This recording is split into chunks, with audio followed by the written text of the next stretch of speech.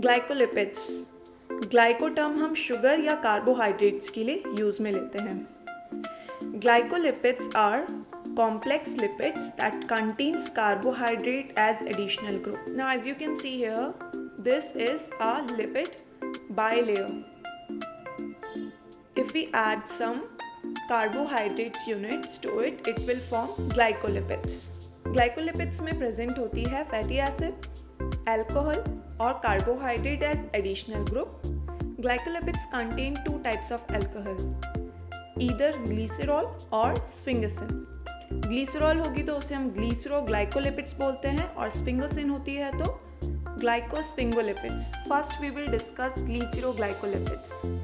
These are often found as component of biological membrane with photosynthetic function. मतलब ग्लिसरोग्लाइकोलिपिड्स उन biological membranes में पाया जाता है जिसके अंदर फोटोसिंथेसिस होता है. Example chloroplast. क्लोरोप्लास्ट क्या है? एक ऑर्गेनेल है जो सेल्स के अंदर पाया जाता है. उन ऑर्गेनिजम्स की सेल्स के अंदर जो फोटोसिंथेसिस से अपनी एनर्जी प्रोड्यूस करते हैं. फोटोसिंथेसिस तो आपको पता ही होगा, जब सनलाइट की प्रेजेंस में ऑर्गेनिज्म लाइट एनर्जी को केमिकल एनर्जी में कन्वर्ट करते हैं और उसे as a energy source use करते हैं. जैसे कि प्लांट्स और कुछ बैक्टीरिया भी फोटोसिंथेसिस प्रोसेस का यूज़ लेते हैं. इसके अलावा एल्गी जिसमें फोटोसिंथेसिस होता है. Glyceroglycolipids are of two types, galactolipids and sulfolipids. Galactolipids contains galactose sugar with glycerol lipids. These are found in membranes of chloroplast of photosynthetic eukaryotes. Example plants and photosynthetic algae. These are also present in photosynthetic bacteria. Whereas sulfolipids are obtained from glyceroglycolipids where functional group of glycerol contains sulfur. These helps in plants sulfur cycle. Now next is glycosphingolipids. Sphingosine यहाँ alcohol है. These are widely distributed in every tissue of the body. Example nervous tissue, particularly in brain. These are occur in outer leaflet of plasma membrane.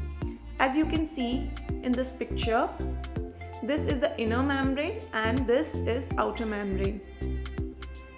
And ये जो मैंने blue colour से highlight किया है ये carbohydrates हैं जो कि इसकी आउटर मेम्ब्रेन में प्रेजेंट होते हैं जिसे हम सेल सरफेस कार्बोहाइड्रेट बोलते हैं. ग्लाइकोलिपिड्स में ग्लाइकोस्फिंगोलिपिड सबसे ज़्यादा पाया जाता है एनिमल टिश्यूज़ में. These are optically active due to the presence of chiral carbon. Types of glycosphingolipids: cerebroside, sulfatide, globoside and gangliosides. इन सब के फंक्शंस हम डिस्कस करेंगे, बट उससे पहले एक टर्म है जो पर्टिकुलरली हम स्फिंगोसिन अल्कोहल के लिए यूज में लेते हैं, तो पहले उस टर्म को समझते हैं.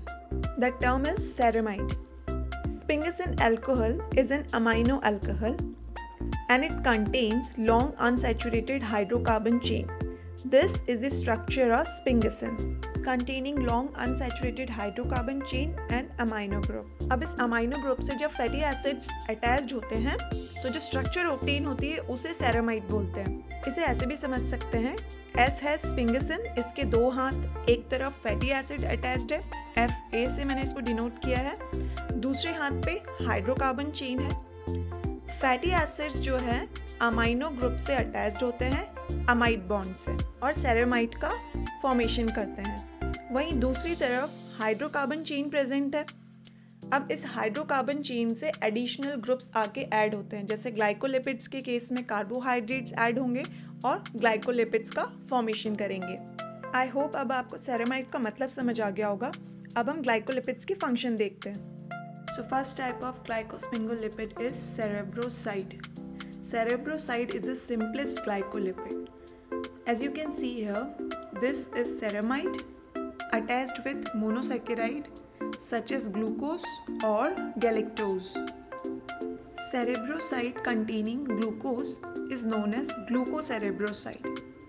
These are found in extraneural tissues, whereas galactose containing cerebrosides are known as galactocerebrosides.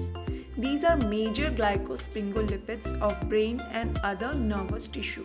ये brain और nervous tissue में पाए जाने वाले major glycosphingolipids होते हैं. Second type of glycosphingolipid is sulfatide. These are cerebrosides in which monosaccharides contain sulfate esters. मतलब ये सेरोब्रोसाइड्स ही हैं बट इसमें क्या मोनोसैकेराइड्स के अंदर सल्फेट एस्टर बॉन्ड से जुड़ा हुआ है. So this is the diagrammatic structure of sulfatides. Sulfatides में मोस्ट कॉमनली गैलेक्टोज शुगर पाई जाती है और सल्फेटाइड्स का जो मोस्ट कॉमन एग्जाम्पल है सल्फोगैलेक्टोसेरेमाइड है. It is found in high amount in myelin. Third type of glycosphingolipids are globosides. इसमें 2 या 2 से ज़्यादा शुगर के मॉलिक्यूल्स प्रेजेंट होते हैं, यानी कि ये ऑलिगोसैकेराइड्स होते हैं, जैसे ग्लूकोज और गैलेक्टोसेरेमाइड से अटैच्ड हो सकते हैं. These are important constituents of RBC membrane and are determinants of ABO blood group system. And the last type of glycosphingolipids are gangliosides. These are complex glycosphingolipids derived from glucosyl ceramides that contain in addition one or more molecules of sialic acid. मतलब ये कि यहाँ पे सेरेमाइड्स के साथ ऑलिगोसैकेराइड्स तो हैं ही, plus उसके साथ एक या उससे ज़्यादा मॉलिक्यूल सियालिक एसिड्स के भी प्रेजेंट होते हैं. Sialic acids such as neuraminic acid and N-acetyl neuraminic acid. These are principal sialic acids found in human tissue. Gangliosides are found in nervous tissue.